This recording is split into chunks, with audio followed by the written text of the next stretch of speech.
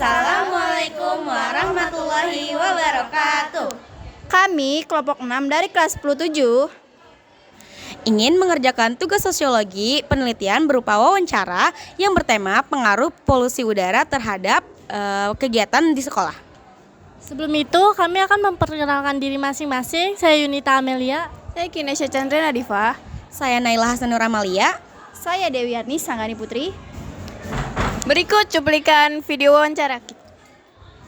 Assalamualaikum warahmatullahi wabarakatuh. Perkenalkan, di sini saya Dewi Arni Sanggani Putri, perwakilan dari kelompok 6. Di sini saya sudah bersama narasumber yaitu Perkenalkan, nama saya Bima Prakoso dari kelas 12-2. Saya Azahara dari 11-7. Jasmine Maura dari 10-5. Nah, di sini kita udah bersama Kak Bimo. Apa kabar Kak Bimo? Alhamdulillah ngantuk. Jadi kita ingin wawancara Kak Bimo ya. Ya boleh, silakan. Jadi pertanyaan pertama, akhir-akhir ini kan polusi di Jakarta itu lagi meningkat kan? Apa sih dampak yang kakak dapetin selama belajar atau melakukan kegiatan sehari-hari? Untuk yang pasti, untuk kegiatan sehari-hari itu keganggu banget. Apalagi polusi sekarang lagi tinggi kan.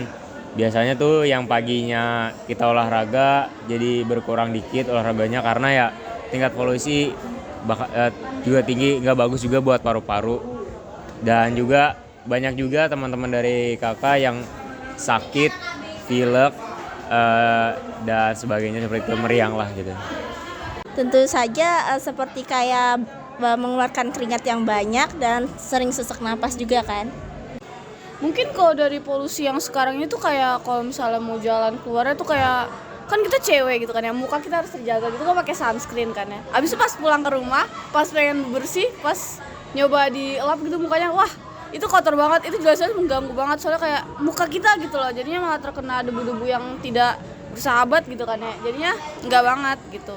Oh, jadi mengganggu banget ya Kak buat kakak? Ya, sangat. Untuk itu sangat mengganggu untuk. Oke, lanjut. Mengganggu banget. Iya benar, mengganggu banget. Terus cara kakak buat ngadepin polusi tersebut adalah? Ya kalau untuk kakak sendiri sih alangkah baiknya kita berangkat sekolah itu jalan kaki aja ataupun menggunakan sepeda agar tidak menyumbang polusi lebih banyak lagi. Dan juga atau mau pergi kemana-mana juga lebih baiknya pakai kendaraan umum, dan juga kendaraan umumnya lebih baik yang tidak menimbulkan polusi terlalu banyak gitu. Mungkin kalau aku sendiri dengan menggunakan transportasi umum dan menghindari transportasi pribadi. Mungkin kalau dari cara yang awalnya ke rumah ke sekolah kan kita juga kena polusi juga. Itu kok cara ngurangin supaya kita nggak terlalu terpapar polusinya tuh bisa menggunakan masker gitu kan ya.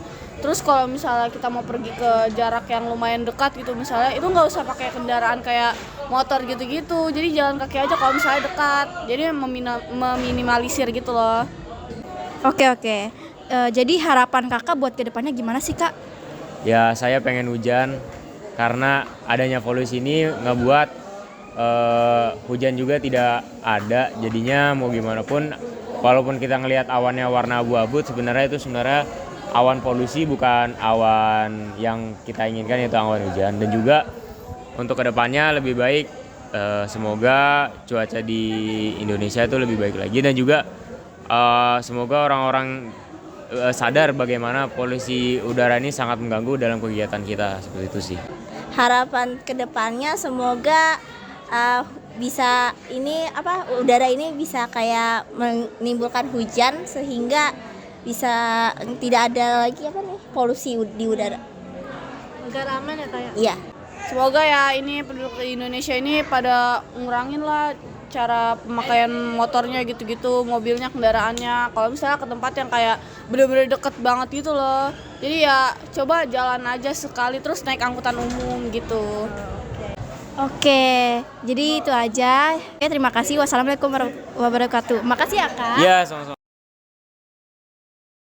Assalamualaikum warahmatullahi wabarakatuh. Perkenalkan, nama saya Naila Hasanur Amalia dari kelompok 6, ingin mewawancarai Bu Dinda. Tema wawancara kali ini yaitu pengaruh polusi udara terhadap kegiatan di sekolah. Langsung ke pertanyaan pertama ya Ibu.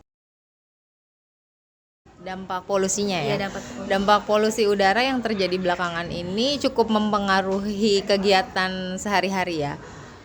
Khususnya juga untuk kegiatan belajar dan mengajar.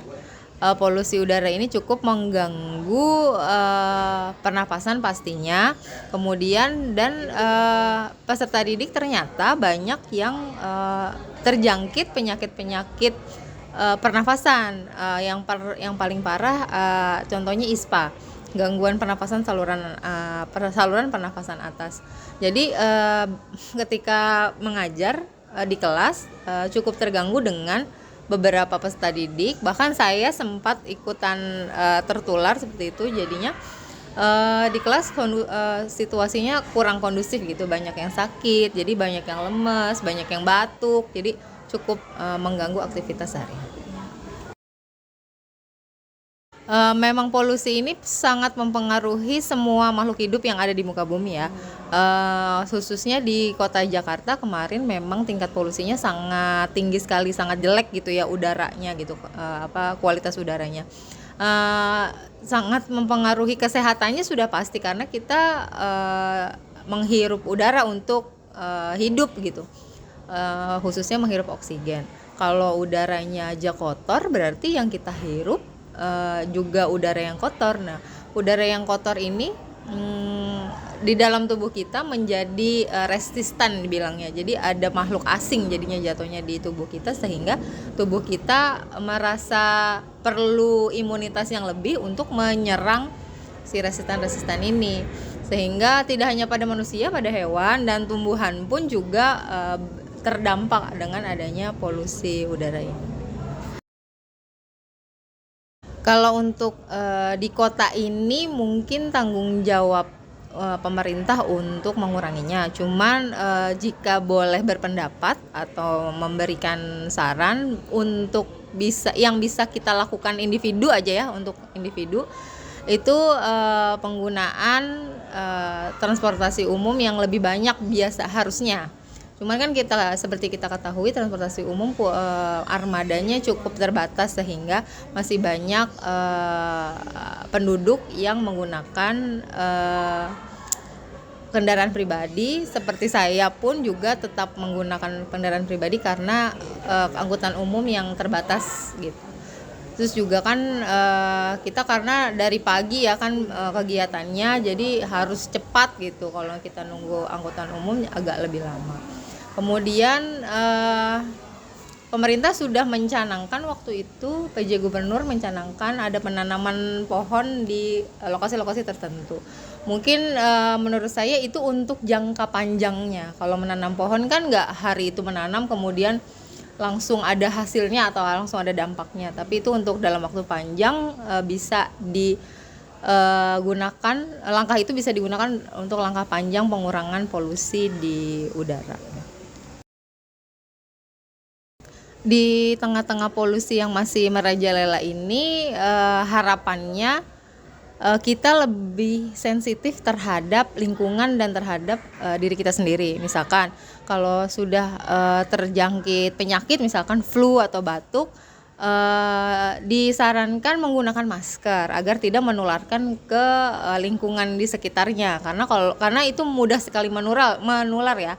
Sekali batuk gitu bakterinya atau virusnya bisa menyebar melalui udara.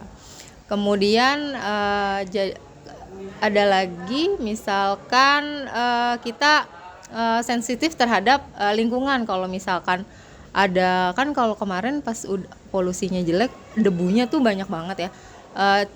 Maksudnya cepat untuk menghindarinya, jangan tetap berkegiatan di luar rumah, tetap tidak menggunakan masker, kemudian panas-panasan di luar rumah, tidak menjaga tubuhnya sendiri gitu. Jadi langkah yang bisa kita gunakan untuk minimal untuk diri kita sendiri, harapannya kita lebih sensitif agar tidak terjangkit penyakit dari sumber polusi di udara. Oke, terima kasih Bu Dinda. Jadi kesimpulannya Bu Dinda sangat terganggu akan adanya polusi yang lagi tinggi ya Bu.